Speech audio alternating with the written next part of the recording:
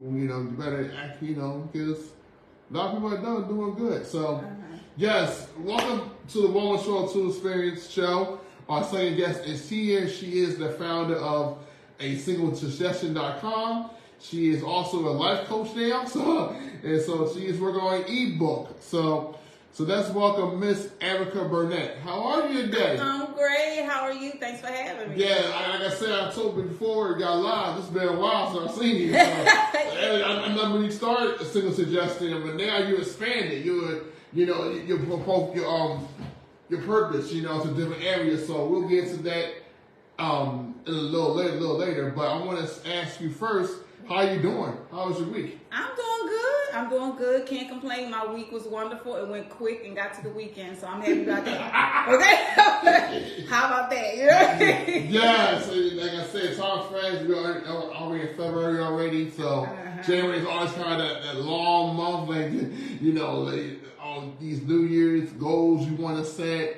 Now the February now. They're gonna be short. Then you'll be March this month. I'm telling you, it's flying already. And then now it's now being more light outside, Mm-hmm. Yeah, so Absolutely. yeah, so now the time's turning.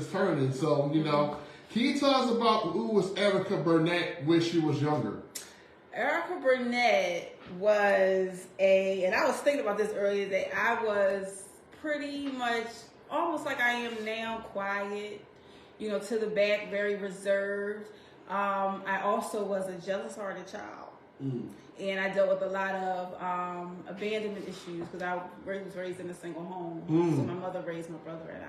Wow. So I was back, and I got bullied a lot when I was younger. And a lot of people don't know that. I got bullied, and so it just kind of made me reserved. And it's probably why I'm so reserved now to myself or whatever. As I got older, now I'm coming out of my shell a little bit more, a little bit more experience and stuff like that. So yeah. So you say you was bullied when you was younger. That kind of made you is the reason why you got now. How did you overcome that bullying? After being bullied, how it affected you mentally? How did you overcome that? What's that you took to overcome that to now own free businesses? How did you overcome that? Well, it's amazing what God can do for you, right? So what he did was he brought me to an all-female networking event. That was my first one. My cousin invited me, and she said, well, bring your stuff, because I was doing my cards as a hobby. So she said, bring your stuff, let everybody see what you got. So I brought my stuff, and they said, you should have been in business a long time ago. So they just gave me all the support I needed. I got an accountant, a business coach, and a mentor out of that, one setting. And those people, what they did was pour into me and told me that you have everything you need to run a business. You have everything you got. You're good, you're bright, you're smart, all of that stuff. So they just poured positive energy into me and told me that I could do whatever it is I wanted to do out here. And that just helped me. And those people, and then a lot more people along the way, just pushed me towards where I am now. They always told me they believed in me before I believed in myself. That's right. So that helped me. So you mentioned you went into business event for a single suggestion. Can you tell us what made you start a single suggestion and what it is? It was them. It was the help of my sisters, the support of my sisters in business, and it's a single suggestion is handcrafted stationery. So I create what sort of like Hallmark, but mine is the handmade version of it. So I actually sit down and I hand make each and every card and put every piece on it, one at a time. So it's really good, but I also branched off. I started with just cards, and now I branched off into selling other stationery. I do journals.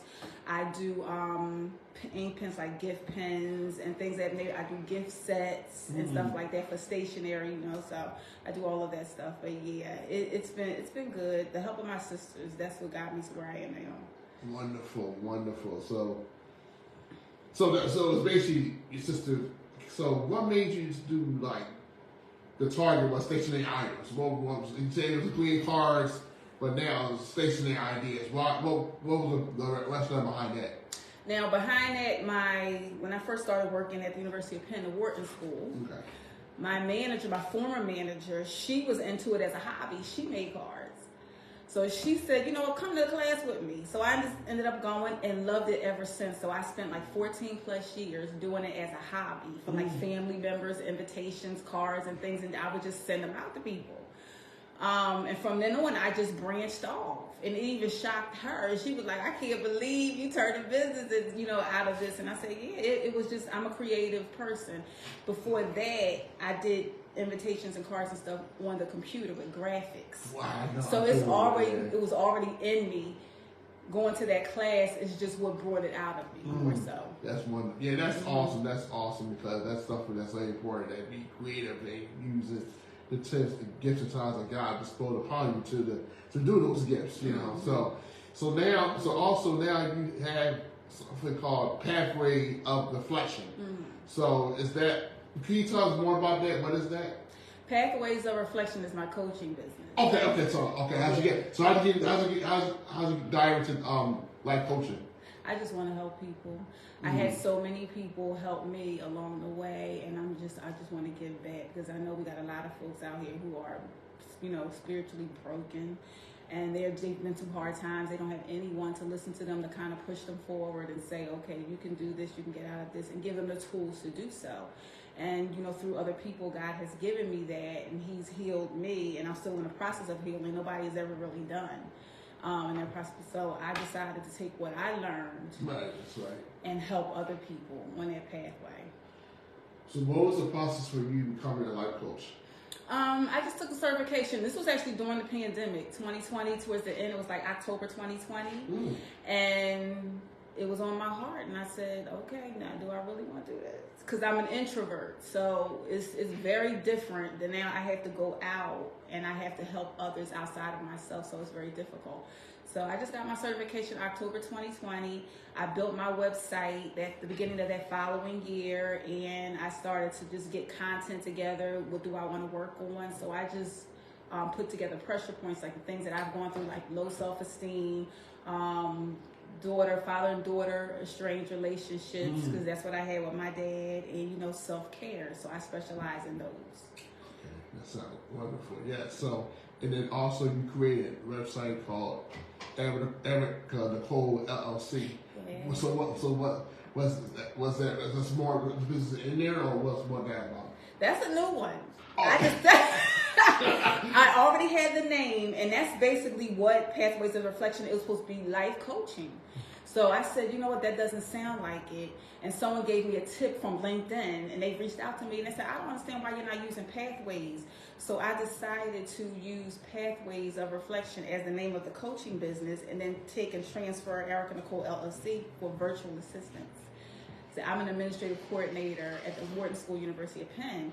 So I said, why not take what you know and make it into your own business? Because like I said, I don't know what's going to happen with the economy and with jobs and things like that. So start building what you already know, what you already have a skill set for. So that's what that is, virtual assistance. Oh, okay. Yeah. So you just virtual assistance, you help businesses with certain tasks. If I ask you, help me market this a flyer, whatever, would you do that, or how what does that entail? Because for me, it entails, now I do a whole lot. I can do PowerPoint presentations, I can do graphics, I can do flyers, I can do, typing, travel arrangements, schedule appointments, and do invoices and all that stuff. And right now I have a couple of clients, and I just started, which is great.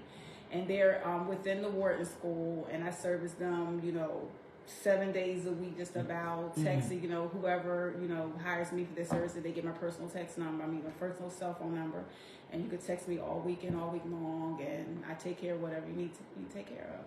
Oh, that's wonderful. So you're doing a lot. And that's one thing, I'm very organized. I've always been organized, so that's a strong point of mine, so. Yes, you do a lot. Handy Geffing will join us here. You got any comments or questions, Erika, please let us know. We'll put it on here. So, also, we got two events coming up. The two things coming up I want to share that you showed me. So, you are working on an ebook. Can you just more about the ebook? I'm not going to give the little tips that I'm going to give away in the ebook. Right. But I am definitely working on the ebook for my coaching business, and it's just going to offer some tips on how you get through certain obstacles in your life. Okay, that's good. Okay, that's wonderful. Then also, so what are you doing next Saturday? I saw. Then next Saturday, I'm vending at the Valentine's Day vendor market in Plymouth Meeting Mall. So it's going to be from, as long as the mall is open, from 10 a.m. to 9 p.m. at night. So it'll be 30 vendors, 30 small businesses. So if anyone, if you have time, please stop by and say hello to everybody. See what we're working with. Okay, that's wow. That's a lot going. Yeah, that's a long day. A lot going on. So you have 3 businesses going on. You say, how do you schedule out time for each one? Like, how do you balance that out? I know you say it was organized, but what would be a given day like if you had to work on 3 businesses? Would you do 2 hours on here, 1 hour with this one, 30 minutes this one? So how would you do that? How would you navigate for that? And I work an 8-hour job. So everything has to start after that 8 hours because I'm on somebody else's clock. So I don't start scheduling any meetings until 6 o'clock in the evening. And I also take my lunch break. So when I take lunch breaks, any emails and any text messages I need to answer, I respond to those and I write everything down. Right. So my coaching business is priority, meaning if someone schedules a session with me, that takes priority. I take people, over anything else. And then I'll spend like an hour or two on stationery, and I'll spend an hour or two on like the virtual assistant. And I just break it down, and I take notes. I write everything down separately for each business, and I make a little to-do list. And these are the things that I need to do each day and take care of. Yeah. That's good. I might need some organization. I do an 8-hour job. That's my passion. But not my passion, but I work with kids. So they're playing, and all my work does is afterwards on weekends. So I'm trying to balance it out. Maybe his virtual assistant will help me with that. So I'm also trying to form a stronger team with my organization. So so give me a response to delegate more, so I can be more, so I won't come off like doing things last minute and be better organized, better prepared, So that's all I want to do. This one thing I want to do this year is just be more structured and more organized, and just be better in that. So that's one of my things. That's great. That's a great goal. Yeah, absolutely. Yes. So I guess you do a lot. You do free businesses. You probably be an author. Oh, you know what? Yeah, see, I am. I am actually. I'm not going to announce that yet. It's something different, though. It's something different. Oh. It has to do with, and I'll probably tell you on the side note because I don't want to put it out there yet. But I have what you call IBS, and not too many people know what that is. No. It's irritable bowel syndrome, which is a serious digestive disorder. So the digestive disorder is very sensitive. So it's very sensitive to the point where I have very limited ability to eat a lot of stuff. I know someone. When college, she has that. Okay. I know what you're talking about. And it is. Has she ever explained to you? It's deep. It's very. Yeah, she lost a lot of weight. Yeah, so. Yeah. Absolutely. So I'm working on certain things to kind of. Okay, so I'm not gonna put it out there yet. Not yet. Not yet. I'll let you know. I know. I do what you have an idea what I thought. Yes, I do. Yes, so as I was saying, you do a lot. You got multiple things going on, but what does Erika do with self-care? Oh, I got a whole regimen. I found a way to put myself first, which I know is very important. You got to put yourself first. So I make sure I listen to throughout the day self-development videos. A lot of times I'm getting dressed in the morning ready for work. I can't watch, so I listen to a lot of pastors online. I listen to people who can offer positive words of affirmation as well. I do that for myself. I read daily devotionals. I also listen to gospel music as well to kind of get myself together. Right. And around the house, I have I have scriptures on the walls, like in my house, not every wall, but around the house, so I can see something positive for every room that I go into. And I do like the basic stuff that we women do. We make sure our hair is done. So I do my own hair. I get my nails done and stuff like that. And I associate with positive people, which is very important. Because what you take in is very important. Because your brain just repeats it and repeats it. So I try to listen to as much positive energy, not positive energy, but positive people and things instead of a lot of negativity and stuff. I try to keep that away as much as possible. Yes, indeed, yes. What advice would you give to the younger Erika Burnett? It's okay to be different. A lot of times, us as young women, we strive to be a part of a certain clique, a part of a certain group. We just don't fit in. We get frustrated. We get made fun of and all that stuff. Be yourself, because you are made differently for a reason. God created you to be a different person for a reason. So stick with that. Love who you are. Every change that you make, embrace it and grow with it and be all right with it. That's right. Be all right with it. Be all right with it. So, where people can find more information about you, your businesses, your life coaching, where people can go to reach out for more information? Sure. For Single Suggestion, which is the handcrafted stationery, that's www.asinglesuggestion.com. For life coaching business is Pathways of Reflection, so that's www.pathwaysofreflection.com. And then you have the virtual assistance business, which is ericanicolellc.com. Okay. And it also reminds you about next Saturday, you'll be at Plymouth Meeting Mall from 10 a.m. to 9 p.m. At the Valentine's Day Vendor Market. All day. So you can see her, this woman in person, So what will you be selling your Single Suggestion? All my stationery, everything that's on that website, I will have on me that day. All right. Yeah, and I have almost 400 items. Yeah. You got a whole online store, so yeah. Wow. Okay. All right. Yeah. Wow. So I congratulate you on doing your success and doing all the amazing things you're doing that God leads you on. One last question. You said you have 3 things. You have an 8-hour job. How you far about leaving the job and doing this full time? Of course. Okay. Of course I am. I'm just trying to get my money together first. I don't be jumping out there and talking about, I can't pay my bills. You know what I mean? So I'm working that out, and that's why I'm using my strong suit, which is the virtual assistance, because I have so much more experience in that. So I'm working on it to see if I can get there. Okay.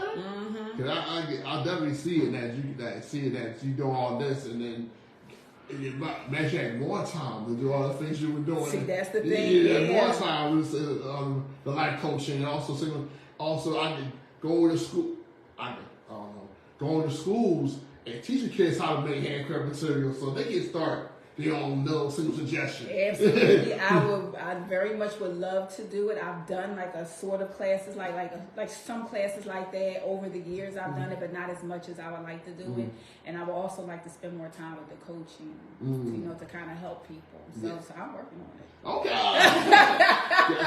She got 3 things here that maybe she can dive off and do it full time. But like you said, you gotta have get the money right. You make sure everything's in line in order. You know what I mean? That's right. You can't do it. You gotta be prepared, and God gotta show you through that, lead you. Because a lot of times we do things spur of the moment, but we had no plan. And so that day, one day, you had made no sales. How you gonna pay your bills? Or God forbid, COVID happens. How you gonna live your day? You can't be outside. How you gonna market? How you gonna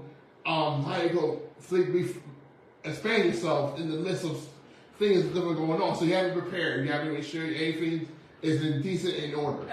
Because he probably looking like, I ain't tell you to do that. Because I know he look at a lot of his children and be saying, didn't nobody ask you to jump out there like that? Right. So now you got to work with it because you decided to jump ahead of schedule. You know what I mean? So, absolutely. Right. Yeah, you gotta have a plan. You gotta plan ahead. Make sure you do it in God's time, not your time. Absolutely. And you do it in God's time, it'll eventually work out. So, Erika Burnett, it's been a pleasure talking to you, getting to know you more. I know we had known each other for years, but now I see you evolved and how you promoted yourself, into higher things. So I hope that you continue to great success a problem solver, as a game changer, as a leader for our community. So we thank you for your time. We'll have Sherelle Jackson at 1 p.m. about 3 minutes. So thank you so much. Enjoy the rest of your day. Thank you again for having me. Yes.